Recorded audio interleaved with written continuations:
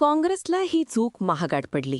दोघांच्या भांडणात तिसऱ्याचा लाभ, ही म्हण आपण अनेक वर्षांपासून ऐकत आलो आहोत. पण या म्हणीचा प्रत्यय सध्या चंद्रपूर शहरात प्रत्यक्ष पाहायला मिळते. चंद्रपूर महानगरपालिका निवडणुकीत सर्वाधिक जागा काँग्रेस पक्षाने मिळवल्या. तब्बल 27 जागा जिंकत काँग्रेसने सत्ता स्थापनेचा मजबूत दावा केला होता. मात्र स्पष्ट बहुमत मिळवण्यात काँग्रेस अपयशी ठरली. निवडणुकीपूर्वीपासून सुरू असलेला काँग्रेसमधील अंतर्गत संघर्ष निवडणुकीनंतर आणखी तीव्र झाला.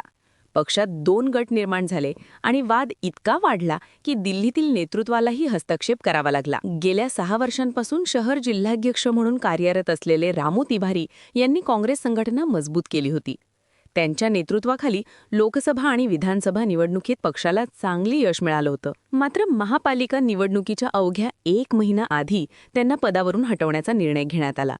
या निर्णयामुळे संघटनात्मक संतुलन बिघडले आणि उमेदवारी वाटपात मोठा वाद निर्माण झाला. अनेक जुने कार्यकर्ते नाराज झाले आणि त्याचा परिणाम थेट निवडणूक निकालावर झाला. रामू तिवारी यांच्या नेतृत्वात जर काँग्रेसने निवडणूक लढले असते तर 40च्या आसपास उमेदवार निवडून आले असते. मात्र पक्षातीलच गेल्या अनेक वर्षांपासून नगरसेवक राहिलेल्या उमेदवारांचा पत्ता कट करण्यात आला. ही चूक काँग्रेसला महागात पडली आहे.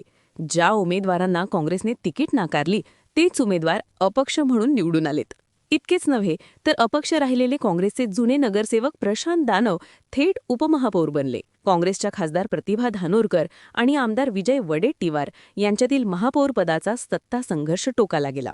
काँग्रेसमधील या अंतर्गत संघर्षाचा सर्वाधिक फायदा भारतीय जनता पक्षाने उचलला. राज्यात कट्टर विरोधक असलेले भाजप आणि उद्धव ठाकरे गट चंद्रपूरमध्ये मात्र एकत्र आले. भाजपच्या संगीता खांडेकर यांची महापौरपदी निवड झाली, तर शिवसेना उद्धव ठाकरे गटाचे प्रशांत दानव उपमहापौर झाले.